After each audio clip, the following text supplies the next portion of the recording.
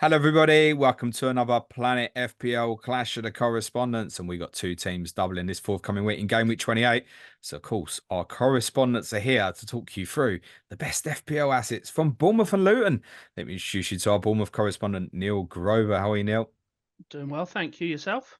Yeah, not too bad. Thank you, mate. And our Luton Town correspondent, Dan Ashby's in. How are you, Dan? Yeah, not bad. As I mentioned before, we started not as happy as I was before the last time I came on about a month ago, I think. Yeah, just before losing to Sheffield United. Yeah, that would Yeah. change some shit for you, mate. Before we talk FPL assets and the form of the two teams, etc., I think we have to first acknowledge and remember why this game is obviously happening now. And I would commonly obviously start with the home team, Neil, but I think I should let Dan have the first word on this in terms of Tom Lockyer, mate. The floor is yours. Yeah, so obviously Lockyer had a heart attack, was dead for 2 minutes 40, and it's because of the great work of Luton and also Bournemouth paramedics, doctors, staff. Philip Billing, I know, was the first at the scene. So yeah, obviously he's done a lot of media recently about promoting um like I can't think of how what it's called to learn the way of saving someone's life. And I know since he's been doing that, they've had record numbers. Check out the website and things like that. So obviously we won't know if he's ever going to play again, but there's some things more important than football at the minute, and I'd just like to thank everyone at Bournemouth for obviously what's happened and how they've reacted to obviously a difficult situation. Neil, your response to that? Yeah, I mean, I, I don't think I've ever been more proud of my club than how it all went down and how it was dealt with. And like you said, I think Philip Billing in particular deserved a call out for spotting. I mean, Yeah, from memory, he spotted it straight away and yeah, he did. Yeah, checked for his tongue and all of that good, stuff that needs to happen. So I guess that's maybe the Danish FA did some things post obviously Ericsson. It's interesting you mentioned pride in that, actually, Neil. Because that's how I felt about Tottenham after the Mwamba incident as well. I was very proud to support my football club after that Mm-hmm. incident, actually, with the way things got dealt with. And I've been quite open and vocal in the past saying, yeah, that because of being there when Mwamba happened, etc., yeah, affected me quite a lot with Ericsson, and then obviously with Ericsson particularly because it was a player I cared about a lot as well, and also obviously with Tom Lockyer as well. And I think everybody involved in the situation on that day, there's a lot deserves mass credit. There's a lot that goes on behind the scenes in football matches that we take for granted. And these incidents, fortuitously, are one in a million, near enough. Um, and in a weird way, this was said a lot after the Mwamba incident. Lockyer was almost in the best place he could be, near enough. In well, he terms of said that the himself. care he got, yeah. Yeah. So pleasingly, he's in a full recovery and a very good state. You could tell he obviously did interviews I saw before the Manchester United game, Dan. You could tell he wants to play again, but was also pulled at there's more important things with his family, Well, etc. yeah, stuff as well. well, yeah, he's due to have his his girlfriend's due to give birth soon, so it's massive priorities away from football. So yeah, I think it's going to be led by obviously medical, and then I'm guessing he'll discuss with his family because yeah, he might be safer now because obviously he's got the defibrillator in. I think similar to what Ericsson is. So, but it's one of those. Is it worth the risk? Only he will know that. Yeah, I suspect it's not because with him Yeah, as well, it wasn't. And listen, we've seen Christian Eriksen obviously playing again, and doing well while doing so as well. But I think the fact that it wasn't the first time with Lockyer as well, because there was the collapse yeah, in the playoff final, has made people doubly scared about him. And I think there was that as well when it happened. Most people who obviously knew enough about him knew it was like, oh, that happened to him 6 months ago. yeah. This isn't normal. So at least he's in good health. That's the most important thing. I imagine, Neil, the two clubs both feel quite intrinsically linked anyway. Yeah. Because of this historical, for those who don't know, the historical points difference, points deduction story. Can you just detail for people like, what that is for people who might not know? Yeah. So what was it? It would have been 15 years ago now, 14 years ago, something like that. You had three teams that were at the bottom of the league, us, Luton, and Rotherham. I think between us we had something like probably 60 points. Did you have 30 that year? We had 30. I know that. Yeah, we we were had basically relegated before ball kick. we had minus 15 that year, and then we had minus 17 that year, and I think Rotherham had about the same. So between the three of us, we had 60 points off of us before the start of the season, and this is at the bottom of League Two, so it's not in a great place for any of us, frankly. And I think there was a lot of, much like I guess Everton fans right now feel, like it felt like the whole of the Football League was against us and just wanted us to fuck off, basically. Like there wasn't any help there. There was, we all had a bit of trouble and bad ownership and all of that stuff, and they just wanted rid of us. And now we're both here. I think I posted in the Slack channel before we before the game, and I posted that GIF of Bradley Cooper being with the wings, being like, who'd have thought we'd have been here? So yeah, and I think it's both of our clubs are showing sort of, I guess, the dream of the football pyramid, right? That both of us have been, admittedly, Luton have been further down the mire, but both of us have been down there and are now now in the Premier League. So we're all friends, Dan. Is that right? Yeah, I'm not that bothered by Bournemouth. There's always, like Neil has said, there's been that link between us. We played each other a few times in the Championship recently. Normally, always been pretty close game. The game that was abandoned was 1-1. It was a close game, so I'm expecting a pretty similar when we play. It's in 7 days, roughly 8 days. From time of recording, it will be 8. Obviously, it's the second game of the double. Obviously, Bournemouth play Sheffield United first, and Dan, you go to Selhurst Park at the weekend as well. Neil, was there anything we learned from that first game? Because obviously, you haven't played each other at Kenilworth Road either. Sure. I mean, I think at the time, and this is going to be something I perhaps we'll talk about as well, is I think we were overawed, at least at the point of where it got called off. I think we were being a little bit bullied physically by Luton, and I think you came out of, from memory, I mean, obviously this is 4 or 5 months ago, I think you came out of the traps really, really quickly. And it kind of, my feeling was, once, because you scored again, I think you scored quite early. And then like third minute or something. Yeah, and I kind of everyone remembers who scored for Bournemouth, but no one remembers who scored for Luton. Yeah. Bayo. Cheers, Dan. And I think it felt like you you were physically more dominant than us, but I had the feeling that, particularly when we scored, that was turning, and perhaps you were getting a little bit tired. I think you could say it was changed because you'd literally just scored and then Lockyer, but we were making subs though as well, so we've scored a lot of goals in the second half, so it felt like 1-1 was probably the right score when it was called off. Yes, yeah, I agree. So yeah, I think that was something that I'm looking at this time round as well, particularly with Senesi out now, almost certainly, from what I've heard. So it will be interesting to see how we cope at the back with that physicality. But yeah, I mean, we kind of, I mean, Burnley are not, I know they're not the Burnley of old, but they were still pretty physical at times, and we coped with that. So we'll see, I guess. Dan, you mentioned not as happy as the last time you came on, which was with the ever despondent Tomo. Shout out, mate, if you're listening. His Sheffield United came and beat you. I said to you offline before we started recording, I hope at the end of the season we don't look back and go, shit, Luton only got 4 points from Burnley and Sheffield United. And that might be definitive, because obviously if you've got 12 across that, we're talking about a very different position in the league. And not everybody's beaten both twice. But that, and then the defeats afterwards, including Villa, obviously, at the weekend, must have been gutting as well, mate. Yeah, we've had a lot of these games, so Liverpool, Arsenal.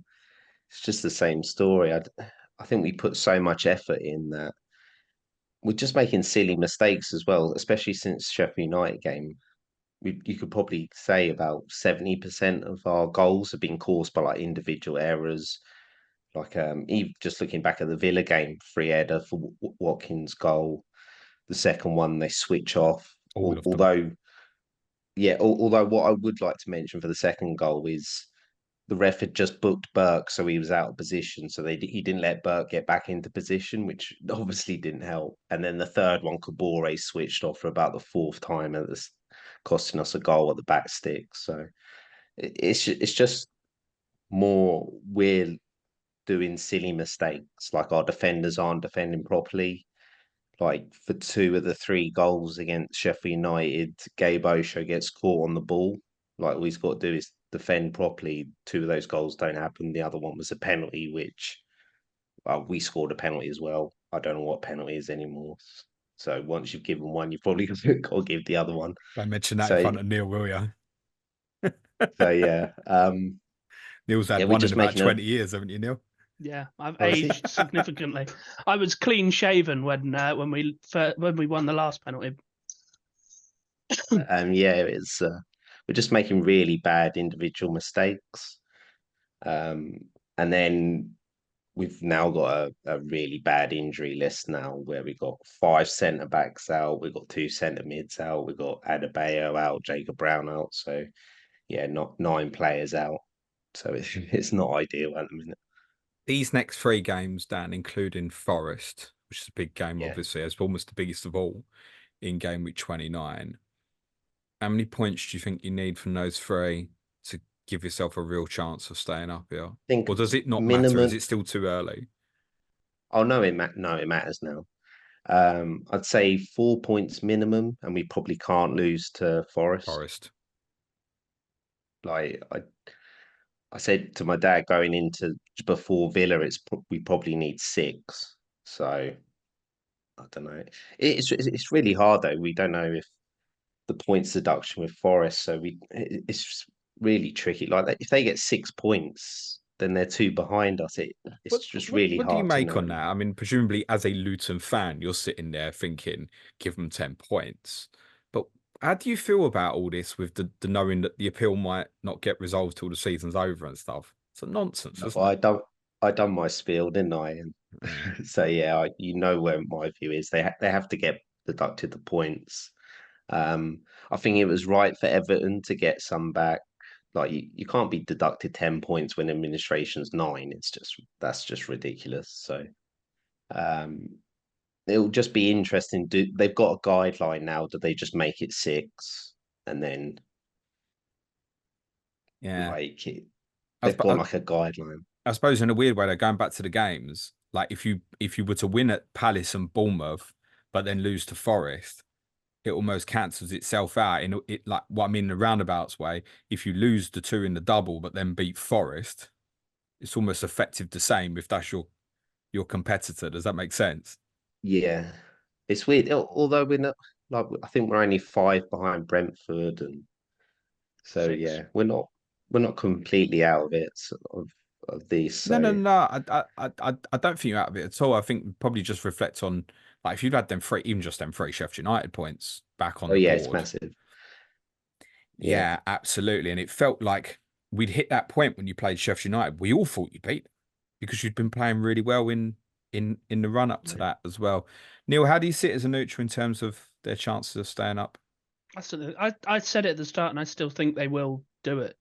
I think the points deduction, unfortunately, and given what we said earlier in the podcast, unfortunately, I think that will have more bearing than it probably should for the fans' sake. But I think Luton stay up. I haven't decided who will go down, but I think, yeah, I certainly don't feel safe just yet. Do you not? No, because we've got to play Luton twice, and if we lose both those games to Luton, we're 5 points ahead of them. Yeah, but if you take 6 points across the next 8 Sure. days or so, you're challenging for Europe, aren't you?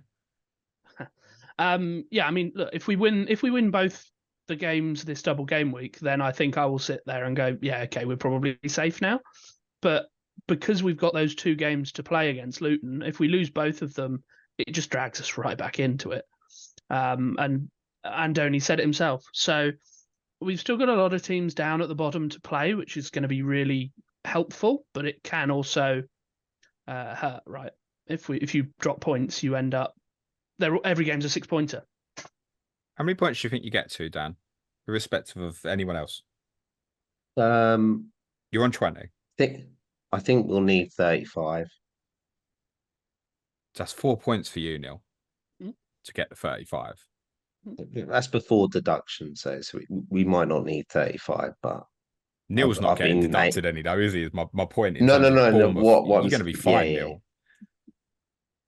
Yeah, there's no drama for you there, mate. Again, it'd be teams below you getting taking points off probably as well, right? So it might not, Sure. it might even be Forest that's like further behind. Yeah, right? I mean, if they, let's say they do get it and then it's 6 or more, then yeah, okay, that changes things again. But there's just part of me that that says, okay, yeah, if you put all of a sudden Luton on 26 points, that's not a massive gap. But yeah, you're probably right. But I, being a Bournemouth fan, I can't say at this point, oh yeah, we're definitely safe. Yeah, well, after the game next Wednesday, you might be above Chelsea. I would enjoy that. Yeah, most of the rest of us would probably quite enjoy it as well, Yeah, actually, yeah. other than perhaps some people that might be rivals of Bournemouth, perhaps, I should imagine. I imagine Newcastle fans would quite enjoy that, considering their trip there on Monday night as well. Let's get into the fantasy chat then. First question, Mr. Grover. Is the chip getting played on Dom? Yes. I've built everything, so I wildcarded last week due to, I think I had 6 or 7 injuries in the end going into last game week. So I'm now in a situation where I have triple Bournemouth. I need to make a sub because unfortunately I had Senesi. But yeah, I will be triple Solanke. I think he's just the obvious choice if you haven't played it. Yeah. What would have to happen between now and Saturday morning to make you change your mind on that? Like, should we be concerned about this injury that we now know he's been carrying since New Year's Eve? No, he plays. I think, as I've alluded to as well, I think Andoni feels like this is the week where we can become essentially mathematically safe. And then we can start to then use the rest of the games to be looking upwards.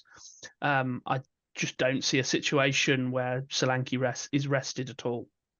He might come off towards the end, maybe in the second game if the job's done, but I think he starts both and will more than likely play 180 minutes.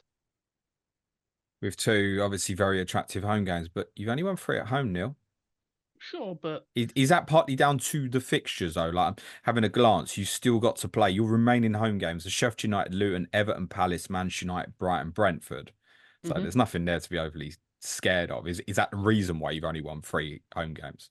I think it's a mixture of 2 things. So as we spoke about when I think first or second time I came on, we had a stinker of a start and that didn't help. Since then, we haven't really had like a really nice, like juicy home game, with the exception of Burnley that was a must win. Like we haven't played, like you said, we haven't played those teams around us at home. So the games where you would expect us to be favourites at home, we haven't played those yet. So I think there's an element of that. I think we've shown what we can do at home against City. I frankly thought we were very unlucky not to get a point against them. So yeah, I mean, I think that will change. I think I mean, you've got to think we'll win at least one of these 2, hopefully, right? I mean, you drew 1-1 at home to Forest recently. It's not that long ago. No. And that was quite an uninspiring day for Solanke, wasn't it? Yeah, I mean, he's clearly, as we now know, has been carrying something. I think there's been a general malaise in the squad anyway. I don't know what it is. We always seem to have a little bit of a month in February. We always have. Like, I don't know if it's, new players coming in. I know we didn't have lots of them, but there was a little bit. So February always tends to be a bit of a weird month. But yeah, I mean, I think we'll be okay. I think we've had a couple of players simultaneously going through like a bit of a rough patch, like Tavernier, that hasn't helped as well. So hopefully we'll be coming out of that. We'll get back onto the other players. Solanke didn't score at Sheffield United either when he won 3-1 there. He didn't score at Burnley last weekend. No. I'm just playing devils here. Is there any Sure. trend here at all? I think with the away games in particular, we like thinking back, like against Burnley, we played a different style to what we would usually play, and we let them have, I think very deliberately let them have more of the ball to kind of let them pass it around. Now, okay, there was an element of we still looked a bit rubbish, but I think there was a game plan there, and they looked. It kind of felt a little bit. I didn't at any real point feel like we were going to lose that game. So yeah, I mean, I think away when we did that, whereas versus at home where we can be a little bit more front-footed, and that does suit the high press a little bit more, and then that in turn suits Solanke as well. Okay, so you're triple captain, Dom, no doubt. No, unless we get some news that suggests that he won't play for some reason. Yes. So Dan, I take it it's Carlton Morris for you at the moment, is it? Already used my triple captain on Haaland. Okay. I don't have Morris. I have Barkley and obviously Doughty. Have to have him. Who do you think you'll be captain this week? I don't know. I'm debating whether to bring in Morris for -4. I'm definitely bringing Son in. It's between Bowen or, but I'll probably captain Solanke, to be honest. Okay. Tomo's not here, our Sheffield United correspondent, but he's very quick every week in Slack to tell all the patrons to captain whoever is playing Sheffield United every week. It was about 3 minutes in telling everyone about Saka. I've told you, I hope you've done it. And on Monday night, and I'm fairly certain he'll be going Solanke this week. That's my full intention as well. I think if I still had the triple captaincy left, yeah, I probably would do it as well. I think. Yeah, I think what you said as well on the main pod, that okay, he might miss, like that's a danger, but it's always going to be at the back of your head that Solanke could absolutely pop the heck off here, and like one of the games gets a hat trick, and then all of a sudden it's an absolute, it's a rank changer, right? Well, I don't think it necessarily is going to be so. It will be for triple captainers, no doubt. And for those who just captain, I mean, it's going to be so heavy. It's not going to make a huge amount of difference. There will be a pool of people, though, Dan, who are determined to obviously head towards game week 29, and Solanke becomes an extra transfer that avoids getting an additional player in 29. But by the way, he gets you an extra fixture this week. But for those determined, I've seen a lot of people talking about like Haaland to Morris at the moment. I mean, are you considering that sort of move? Sounds madness when I say it out loud. Yeah, because I'm wildcarding game week 30, so Fine. it's 3-for-1 fixtures. So we've had a Bayo. Well, he's a doubt. Let's put it that way. It's Morris is going to play on penalties. He's back to his best. I don't know what happened during the season. He can't have been fit because he looks like a completely different player at the minute. He's good at, he'll assist or score goals as well. He can do either. So yeah, it's definitely an option. Like I wouldn't be surprised if he scored 2 or 3 in the next few game weeks. I suppose anyone who was free hitting this week would go to both. Would go Morris and Solanke and one more, whatever that's the choice, or go 5 in midfield, maybe even. I think if you're free hitting, it would be an easy week to go without Haaland as well. And I think, yep, you're right, Dan. If people know that they're wild carding in game week 30, or even if they're 31, maybe if you want to get away with Haaland not playing Arsenal, then yes, there's a case for it. What really bugs me about the idea about it is game week 30, and I particularly want to look at Morris against my team, and I realise my team give up chances, but just psychologically, you think, I can have something better than that. And it might be that I'm missing Solanke against Everton for me going through 29 because I've sold him perhaps for Tony in 29. So I don't see me going for Morris. I haven't got either sitting here right now, but Solanke is obviously a definite. Talk to me about Senesi, Neil. He's got no chance, has he? from what we know. It's Tuesday night at the time of recording. Yeah, so there was an Argentine reporter that reported earlier that he's out for I think 4 to 5 weeks. So that puts him Crystal Palace. And he just had his first call up, hadn't he? No, he's had call ups before. Oh, for Argentina, has he? Yeah. Yeah, I think he's had 2 or 3. But yeah, I mean, unfortunately, that does kibosh that. So, which is a real shame because I think he's earned it. So that's a shame for him. But yeah, I think there's no chance he plays for this week, and probably misses Everton as well, which is annoying because that's what needs to be my transfer now. Well, yeah, it's doubly annoying because nearly all of us be sitting with an Arsenal defender looking at City away as well. And a lot of us will have Doughty away to Tottenham, but that doesn't look great either. So he's particularly annoying. It's not a problem. He'll get attacking in return. I don't doubt it, Danny. Probably get a hat-trick at my place now. You should imagine. Probably be about 5-5, mate. Have you got Senesi as well, Dan? I know. I debated about bringing him in. I just think Luton will score. Like you think Sheffield United will score, though? I mean, they could do. You never know. No, in all seriousness, it's more. It's a centre back in it. I didn't really want it. I'd rather have an attacking fullback. And as I need players for 29 as well. Yeah, wasn't overly keen by it, to be honest. Those, Neil, that are committing to free hit 29 though are surely, if they've already got Doughty, because I think Doughty is obviously a great debate to go Doughty instead if you haven't got. But those who are free hitting in 29 are surely just going to another Bournemouth defender, aren't they? Yeah, I think you're going to Kirkes.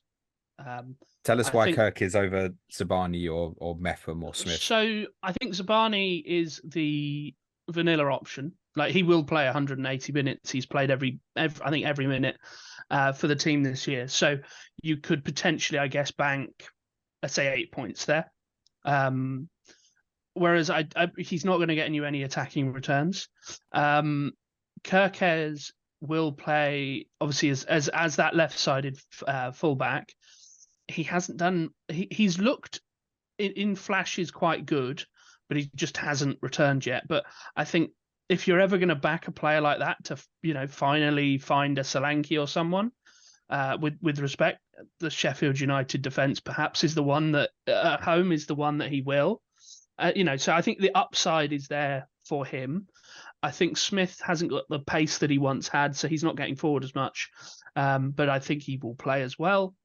And then it's a little bit around who's the other centre back is. It's probably Mepham, but it depends on Kelly, who could return.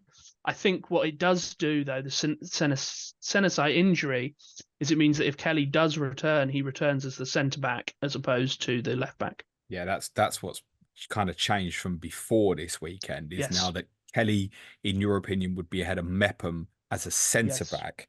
Therefore, Kirkes would stay at left back rather than before we were worried about Kirkes minutes because of Kelly being directly a problem for him because Senesi and Zabani would play together. Right, that makes sense. I have one caveat question. I mentioned it on Monday's podcast as well. Dango Utara.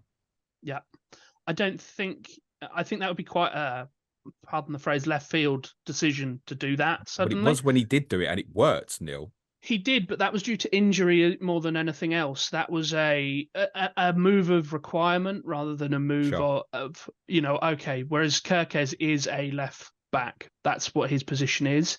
I think Dango was wonderful there, considering that he's never played at left back before he played against you guys. I think he did very well, and it did actually save us some money in January. I think because I think left back would have been on the cards. But I don't see it unless, again, there's an injury somewhere. But I don't think you can plan for Dango being there. Do you own Doughty now? I do, yes. If you didn't, would you go for Kirkes over Doughty? Probably not, because Doughty has the known attacking return, whereas you're kind of you're hoping that Kirkes can replicate what he can, but I think Doughty, we've seen the proof in the pudding this year. I intend to have both, frankly. So are we saying, Dan, Doughty across the two teams? would be the outstanding defender for this one game week specifically. Is that what we're saying here? Yeah, I think so. I know we haven't kept a lot of clean sheet, but we're playing against Palace and Bournemouth. You might get one clean sheet, and we saw it just at Villa. Like when he went to left wing back, his set piece delivery is ridiculous. He's not Probably going one to of the play best left in the side league. centre back again, is he? I mean, that doesn't matter from a No, dead ball no, no, perspective, by the way. But no. I think Cassioka come in and done really well there actually. And he should have got another one. Morris should have scored exactly the carbon copy, and he'd have got more. So yeah, I think he's so attacking. He's basically playing as a left winger.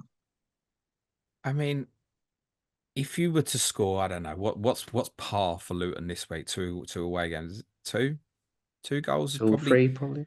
but 2 to 3 probably par for Yeah. the week. If you get 2, does he get anything? If you get 3, I almost expect him to be involved, maybe. But at the same time, as well as you saying, is every chance he gets you an attacking return? Neil's team's got Sheffield United at home at the weekend, and everybody's just looking at them at the moment going, clean sheet, clean sheet, clean sheet. Chris Wilder's comments after the game on Monday night suggested that he's potentially going to strip that back and throw a few kids in for the rest of the season. And that obviously could have a positive impact, or it might even have a negative impact. We don't know. But as well as going, I think Doughty could get an attacking return this week. Most of us probably back you for a clean sheet at the weekend, Neil. Or from a team perspective, is Senesi's absence really big here? Just removing the fantasy element. Like, how big of a miss is he for you? I think it will be more so for the Luton game because of that physicality. I think Mepham will be, is a fine deputy. He did well against Burnley. Got some plaudits, and rightly so. I do think it does lower the chance that we would get 2 clean sheets, which that's the dream in a double game week. But I still think we get at least one from the 2 games. Personally, I've also got Neto as my keeping option because I think he rotates outstandingly well with Flecken for the rest of the season. If you're making this decision on a Bournemouth player, and I see this keep coming up because a lot of questions I'm getting, how do I know if Bournemouth are going to double in game week 34? Well, I can't tell you factually at this moment, kids, sorry. But I see people planning that far in their thinking. And to be fair, Neil, you've got great fixtures up till there. Like you go to Villa in 34, but if you add another fixture in there with Wolves, it's a double. But all the fixtures all before that are good. Reasonable enough to the extent that you could play a Bournemouth defender in any of them, actually, if it comes to it.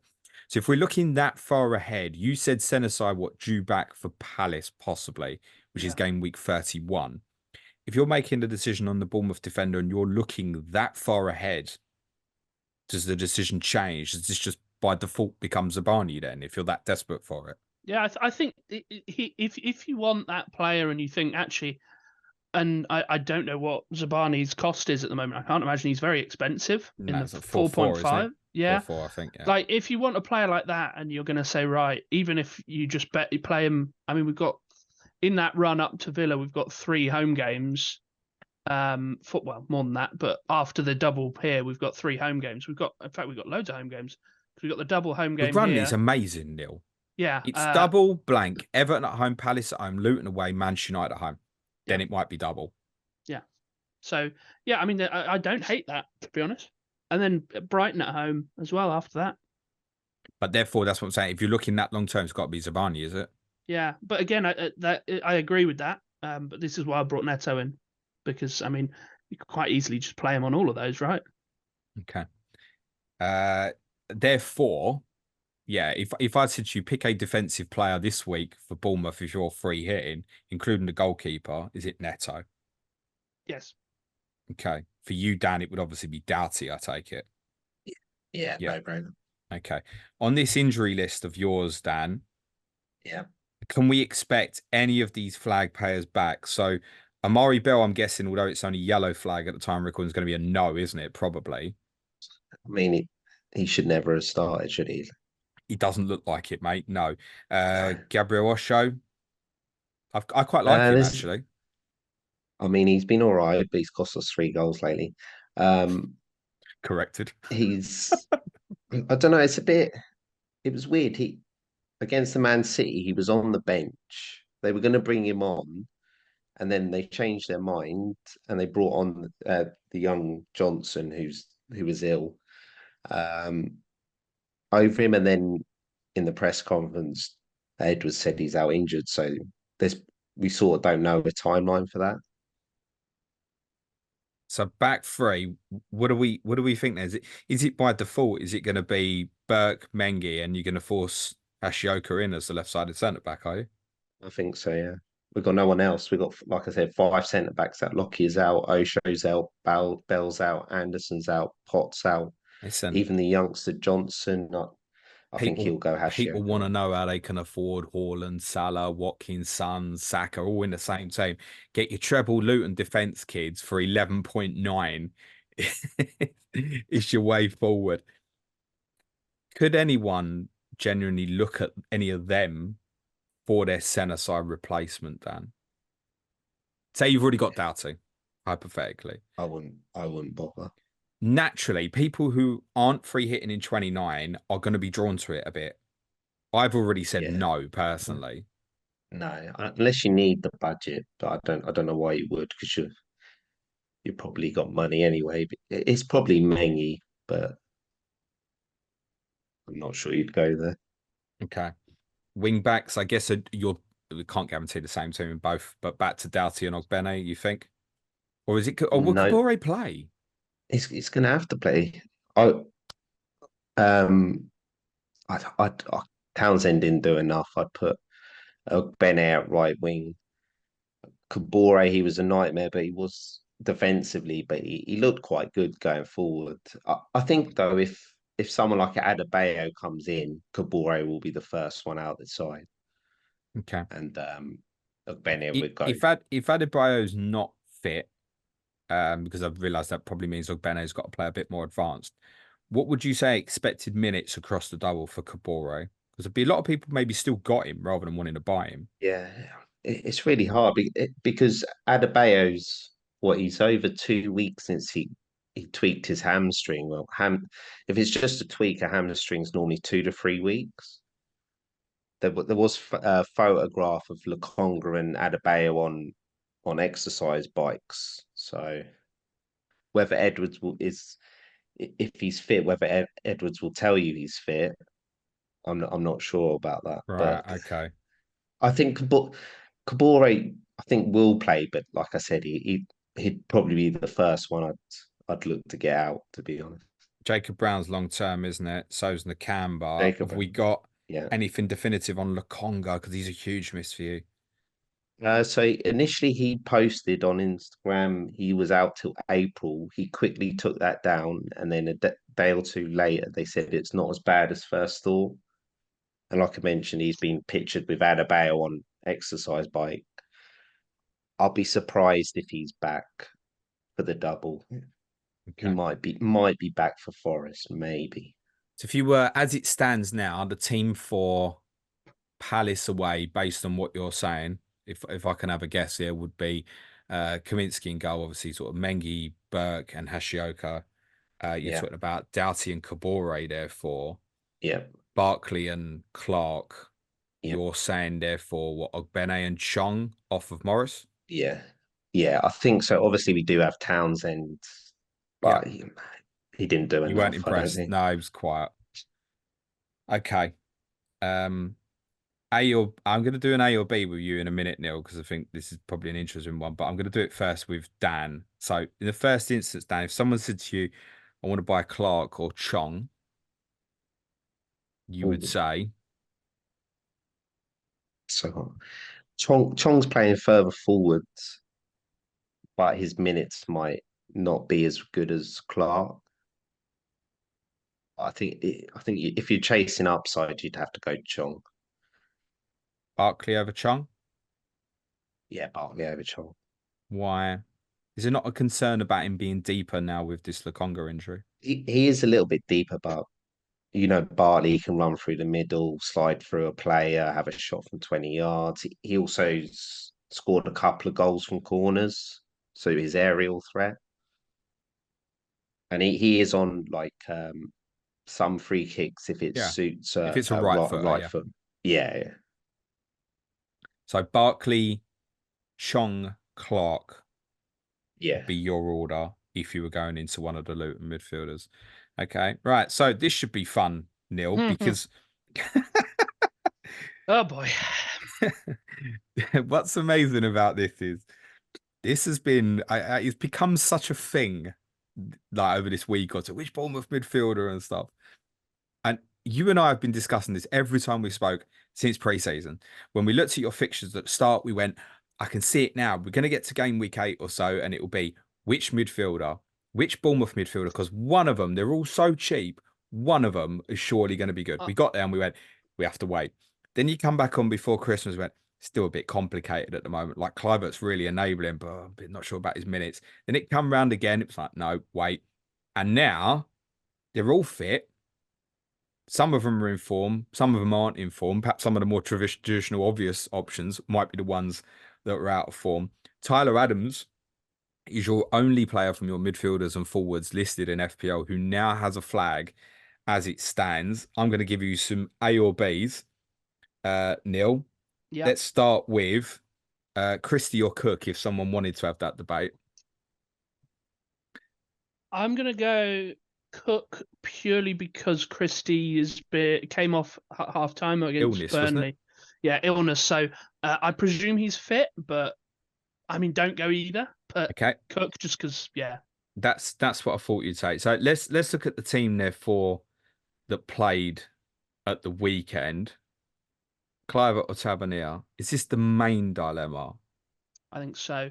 I think so. The issue with Tavernier is I always feel, and I think this is a general feeling as well, he's better on the right, but he's been playing on the left. And some of the misses that he had against Burnley, and it's not just against Burnley, he's been going through a rough patch, I think it's fair to say. I keep hearing this.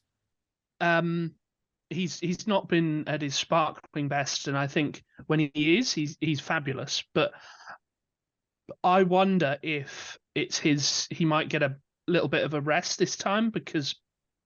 So the reason he plays over some of the others is because he's a bit more defensively minded, right? And he can play at at left back. Again, with respect to the opposition, particularly on Saturday, do we need to protect Kirkes, or can we play someone like Sinistera, who is a much more attacking threat? So I think because of that, I've talked myself into Kluivert. I think he's been a lot more aggressive recently as well, and has had 5 or 6 returns recently, but I think he's starting the games, so I'd go with him. Which one do you think played more minutes in the double game week? Tavernier or Kluivert? Get returns, just minutes for the moment. I think Kluivert because I think Sinistera is there knocking on the door. But isn't Billing knocking on the door? Can't Scott play that position the same as what Kluivert's playing at the moment? I thought we'd get here and we'd be talking about Alex Scott a lot, and we're not. So did I. Yeah, Scott has been a weird headache for Andoni. He has. I hoped he would be able to play in that sort of that linchpin role, but he hasn't really done so well there. And Christie has done far better than I thought he would this season, as has Cook. So I think that's caused a little bit of a headache, a good headache, I will say. So Scott hasn't had the run that he needs to do what he needs to do. He's also had a few injuries, as we all know. I just think that Kluivert at the moment, while he is being taken off early, I think he will start. There's no reason why he doesn't start, and he scored again against Burnley. I think he starts and behind Solanke, and I think he's got a good chance of a return. Neil, can I just jump in? Please go, Dan. Yeah. It was quite evident that Phil Billing changed the game when he came on against Luton. Mm-hmm. So I think this is just looking from the outside. I wonder if they played Billing in the 10 against Luton. He has got the physicality that I think would work well for that. So possibly, yeah. I mean, again, this is the headache, right? But yeah. I just think Kluivert is the holder of that position at the moment, and he is returning. So I just think that would be a difficult move for him to make. But Kluivert was a player who, if I'd have wildcarded at certain points, he definitely would have gone in as the 8th attacker.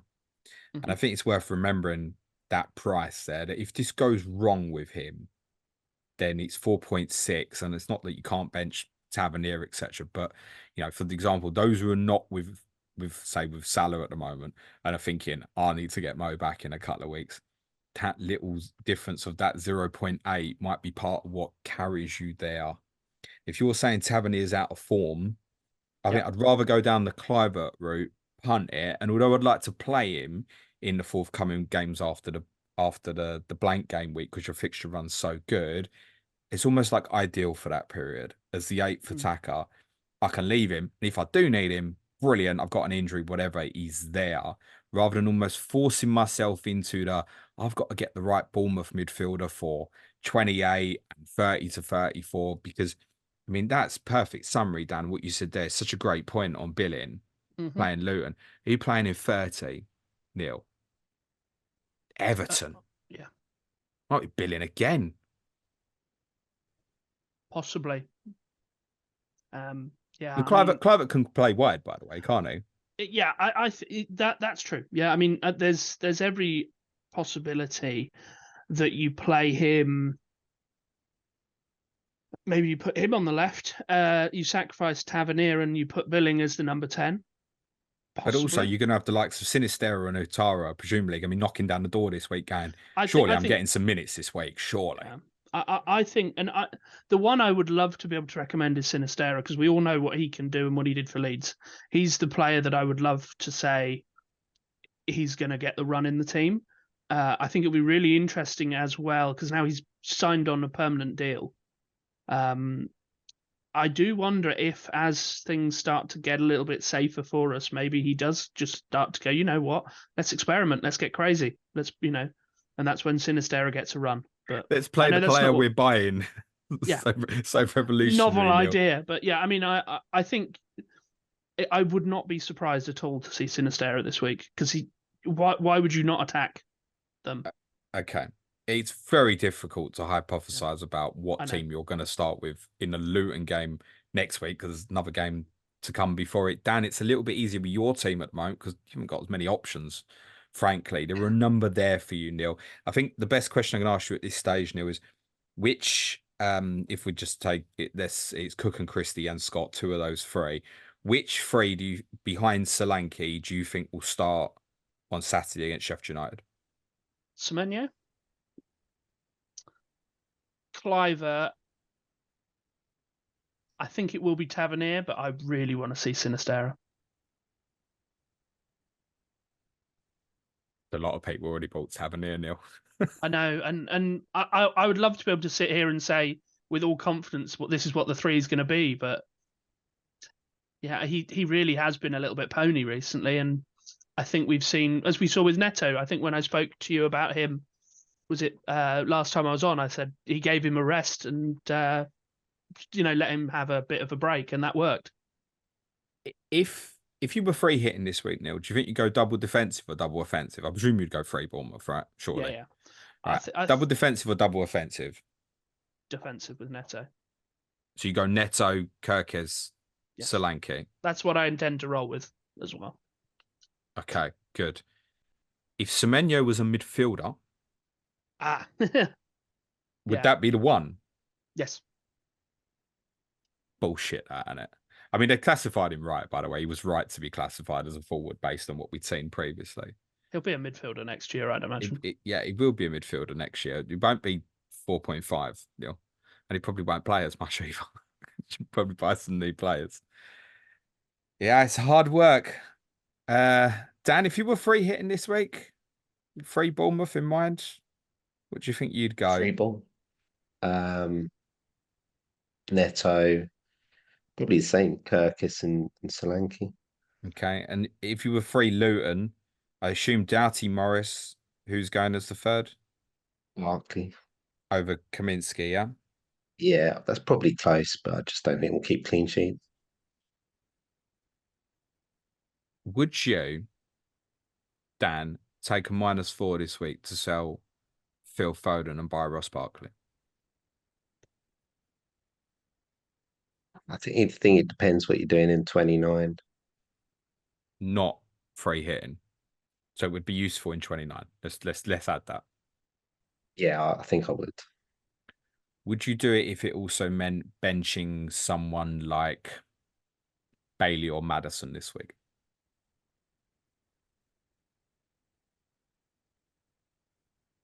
I mean, I'm going to be benching Bailey, so probably. Okay. Interesting. I Neil, don't feel good about it. No, I part ask because I know I'm not the only one with this sort of dilemma. Like, if my bus team now would be Foden on the bench, that's absurd. No, I'll take a -4 for like Ross Barkley or Marcus Tavernier or Justin Kluivert. That make no sense when the midfield looks strong. And I realise it won't for everybody. Would you, Neil, under the circumstances of what we discussed about your midfielders, could you recommend a -4 for any of them? Say someone's got a real problem when, all right, I'm selling someone who's proper shit and I'm going to take a -4 for Kluivert. Would you recommend that sort of thing? Or are we overlooking people like Kudos, for example, who's got a good fixture this week and has got a game in 29? Are these players still better than the midfielders from your team for now? I think, presuming that you're not someone that needs to take a punt, because I do think there is a world where Kluivert, if we're presuming that Solanke can go off this week, Kluivert is the most likely to be the one that's just giving him those assists or scoring with Solanke assists. So I think there is a world where he does really, really well. Don't think it's a likely world, but I think there is a world. So if you're perhaps if you want to have a go and you feel like you're at that point in the season, maybe, but if you're a normal player in sort of a normal rank, no, I think you're setting yourself up for issues, particularly as we don't play next week. Let's end with this fancy question on the midfielders then. Hypothetical scenario. You want to buy a midfielder this week, Neil, and you're free hitting in game week 29. So the fact that you blank doesn't matter. Yep. You don't own Cole Palmer. Do you buy Cole Palmer or do you buy your best choice of Bournemouth midfielder? I think I would do Palmer still. Dan? Similar scenario? Yeah, let's say you're free hitting in 29 so you don't get the addition. Is it Palmer or Barkley? probably Palmer against. I've seen Luton score 4 past Newcastle. I think there's even a debate to say Palmer even if you're heading towards 29 because Palmer's got Burnley at home in 30 as well. So you'd almost inevitably going Barkley to Palmer maybe in 30. Would that be fair, Dan? If the money's available, obviously. Yeah. I think that sums it up, doesn't it? For the majority of the midfielders that, yeah, don't overlook and a lot of people will own Palmer, I know, but there are other midfielders at similar values I don't think should necessarily be overlooked. Yeah, I think you summed it up well, guys. Thank you both very much. Neil, particularly good luck with your triple captaincy, mate. And Dan, particularly good luck to you with the battle to stay up, mate. I think most neutrals would like you to do it, mate. So good luck. Let's do predictions. Neil, Sheffield United at home. Guess the correct score, mate. 3-0 to us, obviously. And Luton next week. 2-1 to us. 5-1 over the 2, yeah? Yeah. Dan, Palace away Saturday. 2-1 Luton. Bournemouth away next week. 1-1. That would be a good week, mate. Good luck. Thank you both very much. Neil, anything you want to plug before we finish, mate? No, nothing from me. And for you, Dan, I know there is, so go. Yeah, just the normal. I'm part of the EFL fantasy podcast with Angus. It's in relation to the Gaffer game, obviously, with crazy end to the season. Top 4 can all get promoted, can all win the league. And then you've got about 12 teams who could realistically get relegated. So, yeah, bonkers season in the Championship, and I know it's late in the season, but just come on and even if you haven't played, just trial it Brilliant out. game, Gaffer. Honestly, takes FPL sucks the life out of you sometimes. Gaffer does it in a different way though, because sometimes you look at your score. Oh, I got 120 this week. Yeah, I got red arrow. It's a someone different sucking the someone life used out of you. a boost at the weekend and got 300 points. No way. Yeah, triple, 300 points. Send me a screen grab of that same. Good luck, gents. Thank you both so much. And yes, please do support the guys at the EFL Fantasy Pod and the Gaffer game. Next week, Clash of the Correspondents. Next Thursday is West Ham against Aston Villa ahead of the blank with Chris Stone and Lee Jackson. So should be back with me tomorrow on Thursday for the Sky Fantasy Football Podcast. Just sees me to say thanks so much to Neil and Dan. Good luck, gents. And good luck to everyone in Game Week 28. Cue music, please, man-child.